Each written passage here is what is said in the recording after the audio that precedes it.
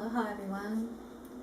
We're from Maui today, live in Maui, and I want to introduce to you, my name is Prema Devii, and introducing to you Ra Nae, master alchemist of essential oils in the Egyptian tradition. Welcome. Thank you. Really happy to be here with you, and happy to be here with the goddess on Maui.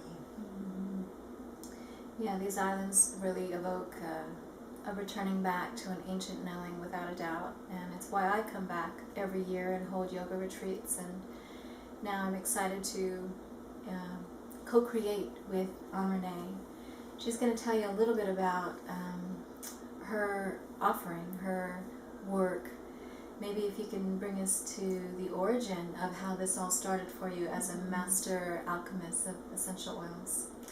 Okay, so my company is named Mystic Journey Om, Sacred Oils for the Journey Home.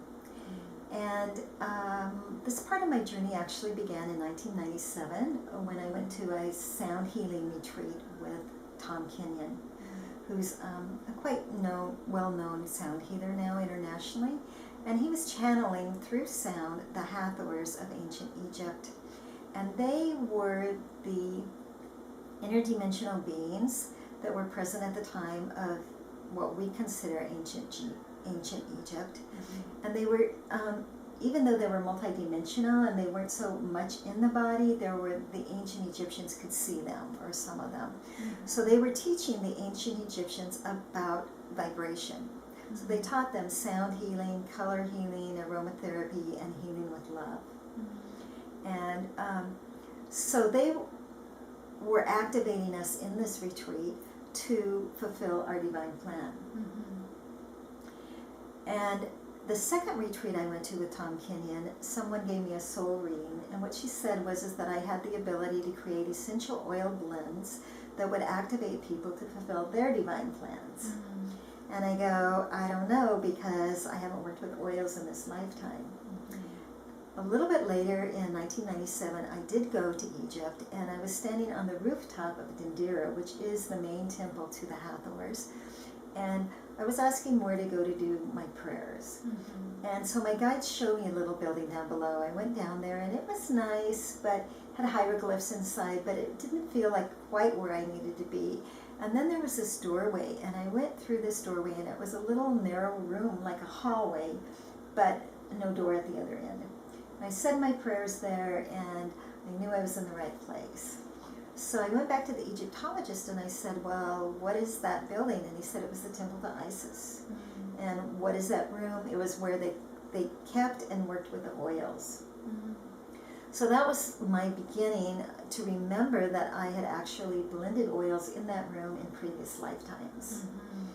When I returned to Sedona after that, where I was living, I met a woman, Diana James, of Sacred Aromatics. And she was actually teaching this sacred way of blending at the altar, totally intuitively. It was the way that we taught in ancient Egypt. And so I began studying with her, and about 3 years later, I created this line of oils and put them on the market. They're highly multidimensional. They have blends within blends within blends for 6 generations, some of them. And the most complex blend has 44 different oils in it. Wow. So they're really made for transformation, and they're alchemical, and that every time somebody uses it and rubs it together like we did, it reads the body chemistry in the auric field. So that each time you use it, different blends within that blends will pop out depending upon what you need. To take off the next layer. Right, the next layer of illusion, the next layer of falsehood or trauma. Right, the cellular memories. So in other words, your blends are unique in that they're complex to help shed what's holding us back from our divine self. Right. Okay. Yeah, they're unique in that they're made at the altar. They're blessed many, many times. They're highly complex blends, and they're made as a custom blend initially, which gives the blend a richer flavor than just making them for, say, I want to make a blend to help people open their heart. Right. You can do that, but it doesn't have the same depth. Wow. Could you talk a little bit about the technique of what happens when you're breathing it through the... Right. Okay. When you're rubbing it together, this is when it's reading your auric field and your body chemistry to assess what that oil needs to do for you this time that you put it on, right? And then this is the cobra in ancient Egypt. So it's a symbol of the rising kundalini, right? And putting the fingertips on the third eye is activating the third eye.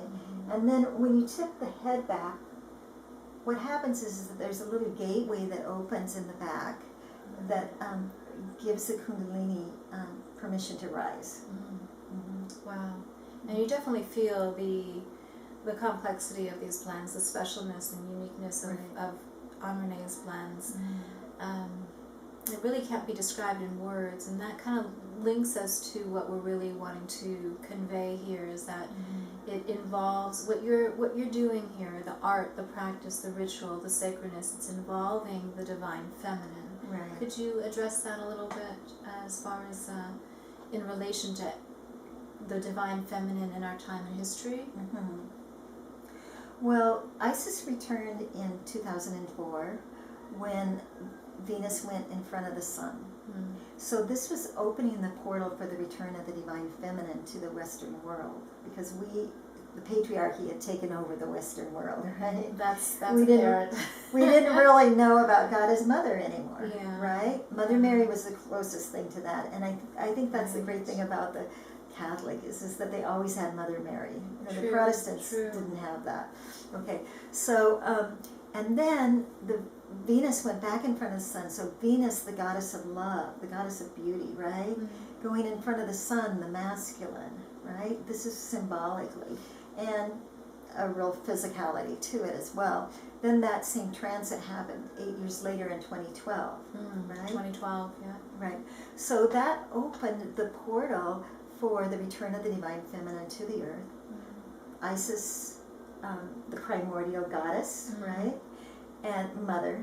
Yes. Yeah. And then also for the beginning of the end of the patriarchy and the beginning of the balancing, bringing back into divine union, both within us and within the planet, of the balance of male, female within.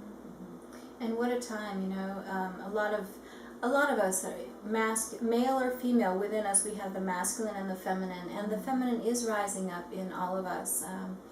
And we are learning to be more receptive again, listen to our intuition. Tell us how the divine, the aspects of the divine come in full bloom when you're at the altar learning the sacred blending. Well, it is a channeling from spirit.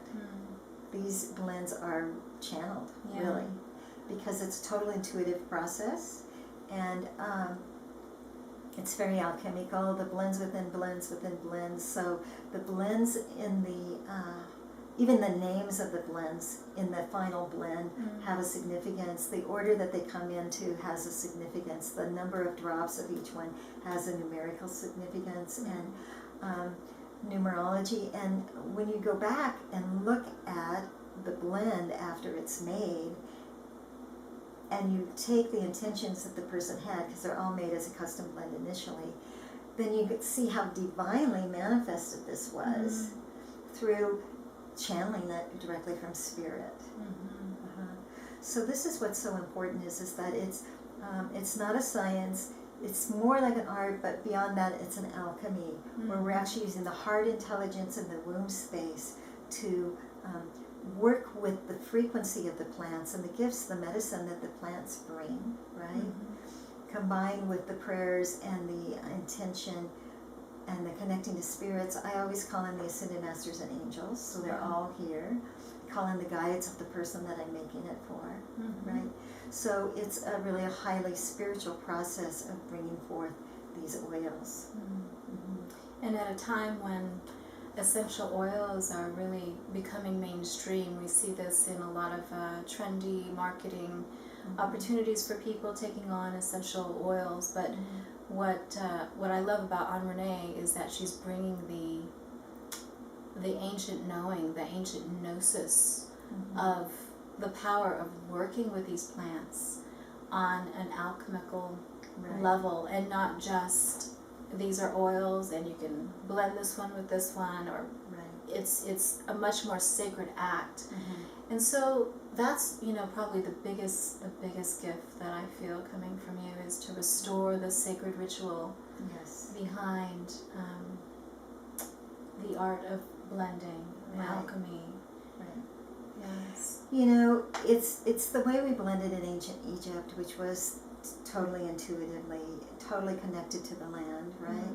And the frequencies, and it's all about frequencies. And trained aromatherapists are a lot about the chemical components and what you can put together and what you can't put together. But in this way of blending, there's no rules.